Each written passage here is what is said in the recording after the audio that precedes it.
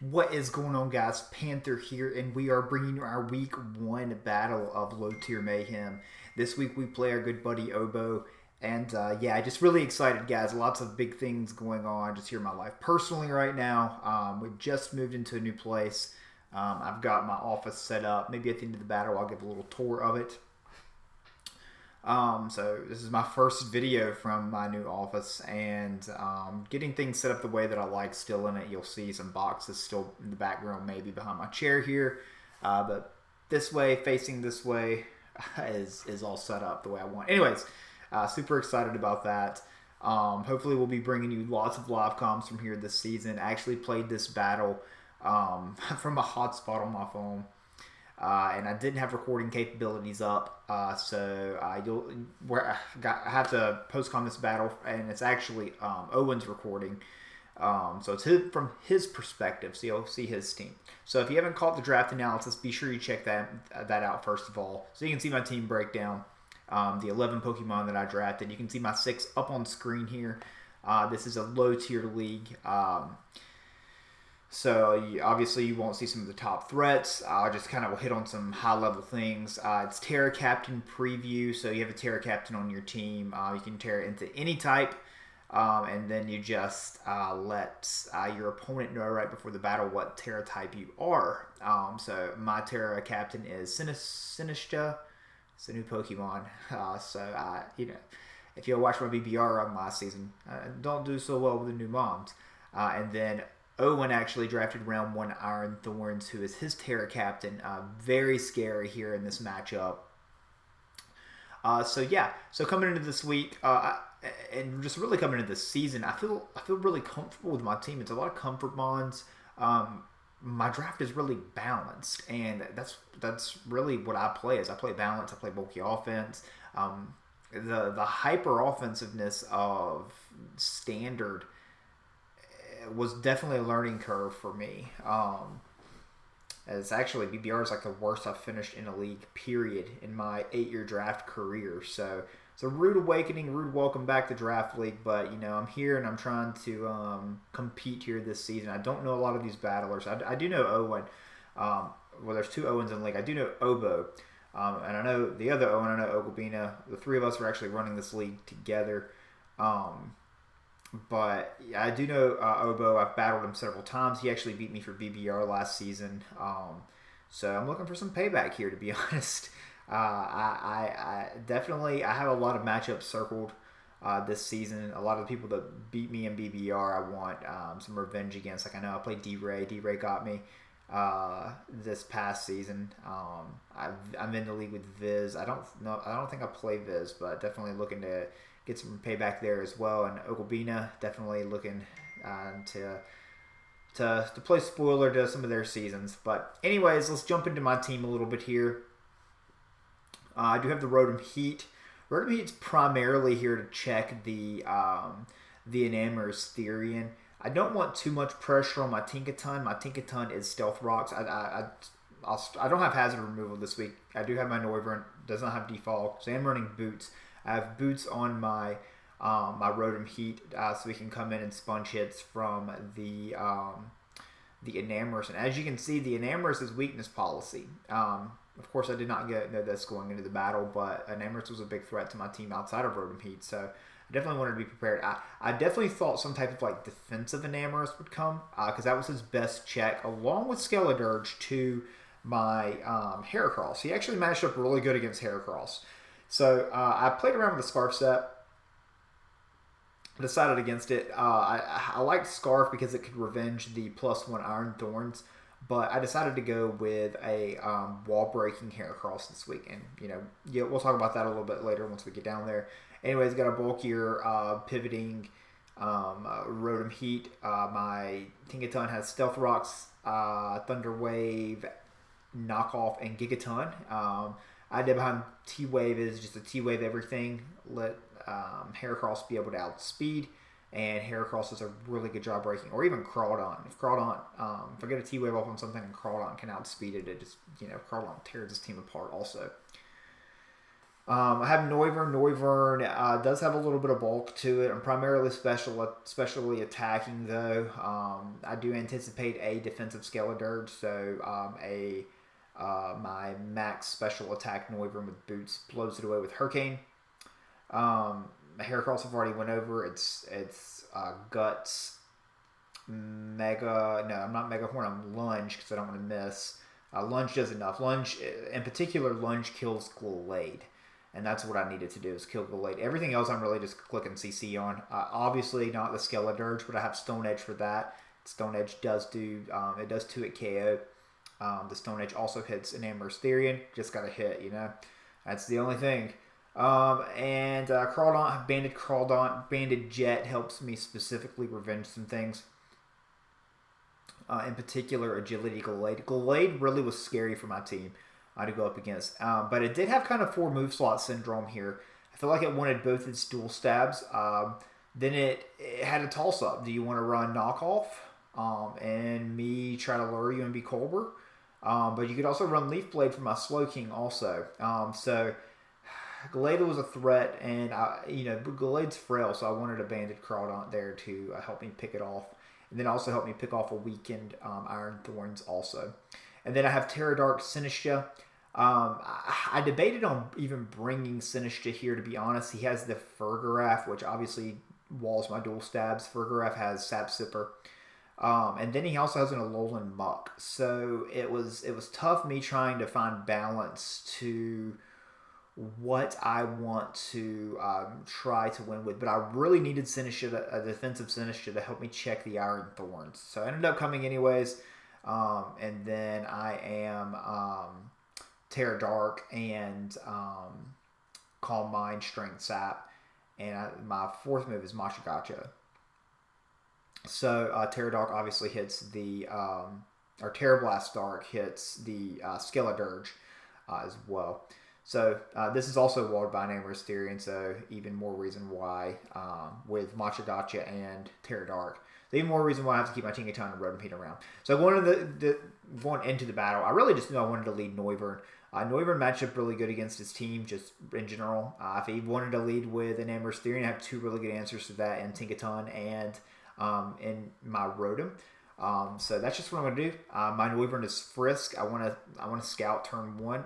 See if I can pick out what an item is on something, and we're just going to kind of go from there. This is a live comm also from Owen, so I'm going to speed this up a little bit here. I'm going to cut ×2 speed and just kind of see what happens. So things may be going a little quick, but it just kind of is what it is there with that. So yeah, I'm going to lead with my Noivern, and you can see he selects to lead with his Hisuian Electrode here. Now it is Light Clay. I am going to find that out turn 1 and kind of throw him back to BBR here. Owen brought screens against me in BBR and then tried to set up with Iron. Well, he did set up with Iron Moth, and that's what was my downfall in that battle. So immediately I know, okay, he's screens and he's going to try to set up with Iron Thorns. That's going to be his way to win this game. Now, a couple people ran weakness policy, and I can definitely see weakness policy is a lot more prevalent this generation than it ever has been. So I do have to be mindful of that, in particular with Enamorous. And then I'm also thinking that it could be agility on Glade.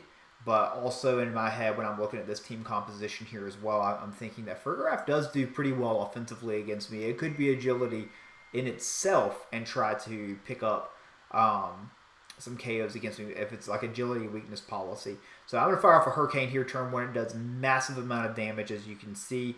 I don't know what his spread is. It's definitely not Spadef Fergaraf though. Draco's a little bit stronger than the Hurricane, and it's a whole lot more accurate. So here, turn 2, I'm just going to drop Draco as I'm getting a full view of his set. I see that he has the Psychic Noise Baton Pass. So I'm going to drop a Drake. I'm going to pick up the kill. Turn 2, Noivern's picking up the kill on the Farigiraf. So very happy about that.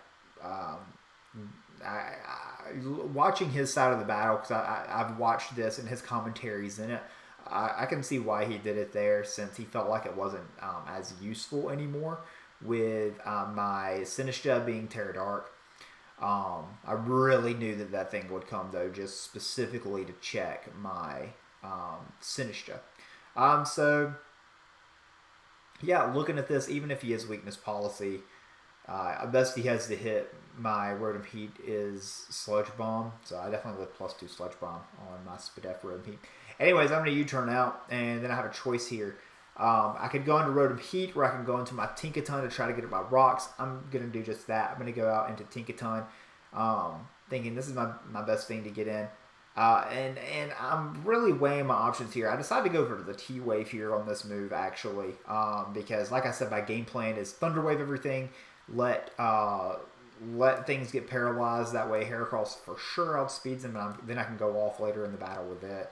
And I kind of wasted turn here, since he does have a electric immunity here with the Hisuian Electro, or a Thunder Wave immunity here. I should have set my rocks there on that turn. I'm going to do just that here on this turn. He goes for the T-Bolt and actually picks up the para, but does not full para me there on that turn. So I've got my rocks up now. He has no hazard removal. I'm sitting up at 6 to 5 right now, and I'm feeling pretty good. I know from turn 1 on that Hisuian Electro what he wants to do in this battle. So, I'm going to go for a knockoff here. I know his best switch into this is the Skeledirge. If I can remove this thing's heavy-duty boots, it's going to take rocks every time that it comes in. So he comes in. I do see that he obviously takes the rocks damage here, and I knock off a Shuka Berry. So Shuka's kind of telling me that this is for Heracross. I guess he's expecting an EQ Heracross here, and that's just fine. So I am not going to stay in and take this Fire-type move. Tinkaton has some viability here still in this. Like I said, it can spread T-Waves around. It can still knock items. I'm going to go out to my Noivern because it eats that Torch Song right on up. So I go out into my Noivern here. And really, Noivern doesn't necessarily beat anything else except for Glowlade. And I will say this, I forgot to mention this, is Iron Thorns is TERA Dragon as well. So we do have that information. He's TERA Dragon, Iron Thorns. So I go out here as he slacks off, actually. And I'm really thinking he's a defensive Skeledirge, just for the simple fact that Heracross does really well against his team outside of this. So I missed my first Hurricane there against him, unfortunately. He does slack off, so he would have just slacked off that damage almost entirely there. I haven't gauged damage. I missed my second Hurricane in a row as he gets the Will-O-Wisp off, and that's really unfortunate on that miss in particular there. So I missed that one, and he's sitting at full health now. So now I connect with the Hurricane, and as you can see, that's a 2-hit KO on the Dirge. And down goes Noivern. So, bit unfortunate there. I do lose Noivern. And the Dirge is able to pick up its KO. Skeledirge is really cool. Obviously, I don't even think I played against... No, yeah, I did play against it last season. Yeah, I brought Wordier for it. Wordier. I don't know if I'm even saying that right.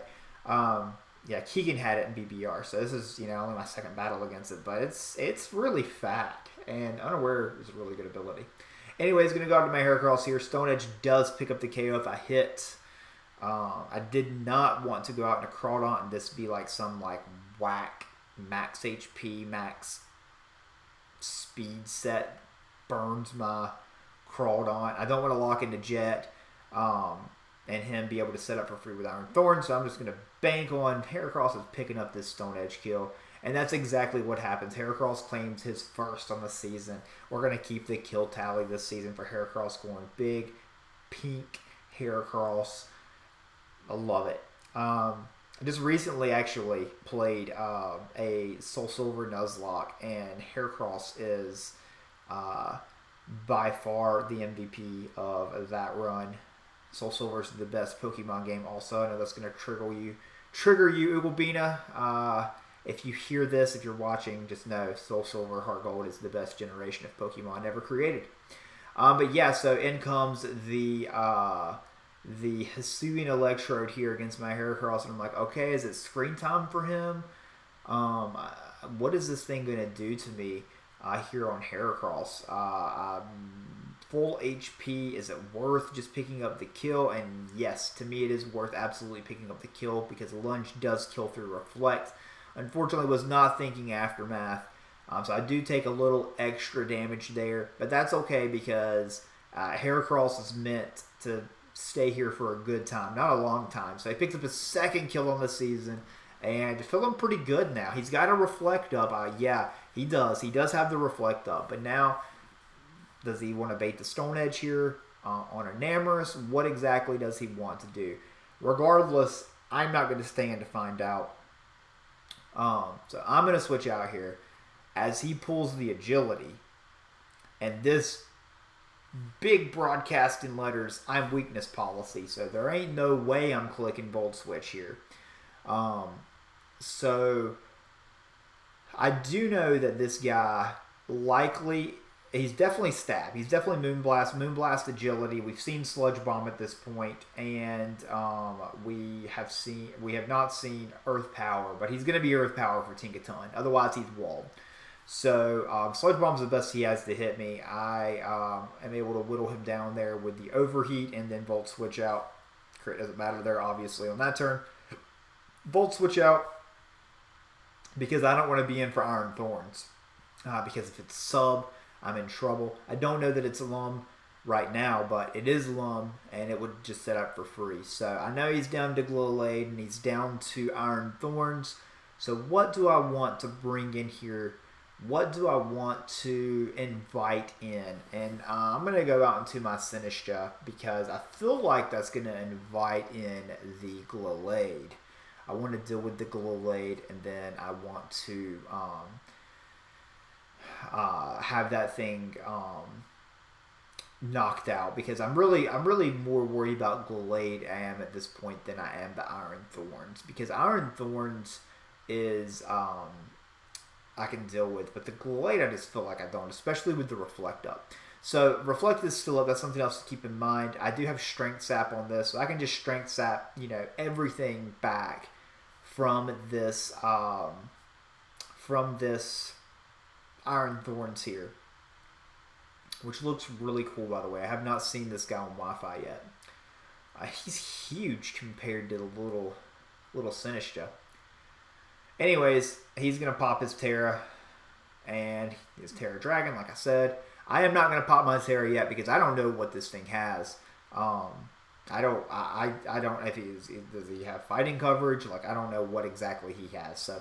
I'm just going to Strength Sap, kind of gauge what he wants to do, kind of scout his set. I do want to note I am defensive Sinistra, so I live +2. +2 attack Iron Thorn. So I can afford to play around a little bit with this guy. So, just kind of keep that in mind. I definitely want to stall Reflect, because if I can stall Reflect down, then... Banded Crawdaunt does like 25% with Aqua Jet. So even if I do mess up here and misplay around this guy, I'm starting to set up. So my Terra Blast, even if I do, if I can just put him in range of Jet from Crawdaunt, if I can stall up the Reflect, then I'm in really good shape. So I'm +1 now. He is +1. He's going to get up in speed here tremendously. So... I'm not really even keeping track of speed here at this point. I am keeping track of his attack stats. So he's +1. I have Strength Sapped. Got that all back. Or I've lowered him back to +1. I'm sorry. He was +2. Now he's +1. So he's +1 at this point. And I believe he just keeps clicking Dragon Dance. I'm trying to bait his attack. Like, okay, I'm stalling out your screens here. So, you need to start attacking at some point. He actually checks to see what exactly he is. So he's +1 attack, as you can see. He's +1 and he's like +4 speed or something like that up at this point. So like I said, I'm going to keep doing it. And he is going to keep D-dancing. I Strength Sapped again, and he's back down to he's just a +1 still. And he D-dances. Still at +1. And I think he finally de-dances again here. I mean, this is a turn. So he de-dances one last time. He's still just +1 at this point. And I am +1 as well. Remember, I'm +1 special attack. I think I do like 55, 65% or something like that with my TERA Blast Dark. So that's what I'm going to go for here. I'm going to go for TERA Blast Dark because now I've started out the screens. He de-dances. He's +2 as I go for my TERA Blast. I do pick up a crit, which is huge here because it allows me to play around for differential. But this would have lived the following Stone Edge unless he were to crit. And it actually would have picked up the KO on this just straight up. But I have a full health Sinister here. I don't know what Gallade is, so I don't know if he's choiced or not. I don't want him to be able to lock into Psycho Cut. So I'm going to just go out and sack off Rotom here. As he edges, as you can see, my Crawdaunt can pick him off easily from this point. That's just what I do. But anyways, so the Sinistcha, I would have actually had the option. I could have Strength Sapped him back down to 1, or, you know, I could have left that exchange at full. Well, maybe not ever at full. But with minuscule damage, even if he got up to maybe +1 and hit me, even if it was +2, it hit me, I still picked up the KO. He goes Gallade and he's forced to attack me. Anyways, that's just long story me saying, you know, crit was unfortunate because I put him in range of Crawdaunt, but, you know, Sinistcha would have been able to beat that still 1v1, barring him critting Stone Edge. So anyways, he picks up a kill on Rotom. I pick up the kill with Crawdaunt's Aqua Jet. I am Bandit. I jet the Gallade. Do a lot to it. I see the Life Orb. So now I can go out into Heracross, and I can lunge here, pick up Heracross's 3rd kill, and that will be the game. So good game there to Obo. He has the Iron Thorns is going to be nasty this season. I'm excited to see how it does. I'm super into this league, and I'm really excited to be able to record. I'm going to be bringing back live comms to the channel. You know, just super excited here in general. It's been kind of a crazy 2 years, but, you know, I'm back. And I feel good about things now. Hopefully you guys enjoyed this battle. Hope you all enjoy the draft. I hope you all enjoy this league, man. This league's a lot of fun if you haven't done low-tier format. Yeah, I'm super pumped. Week 2, I have Thomas. I've never played Thomas. Don't know anything about Thomas. Thomas has Iron Jugulus, though. It's pretty scary. I actually play him tomorrow night. So I play him on a Tuesday. This battle goes up on Saturday. So yeah, thank you guys for the support. Want to say thank you to Kurt for the thumbnail as well that you are seeing on this video. Am I missing anything? I don't believe so. Yeah, thanks for the love here this season, guys. Catch y'all next battle.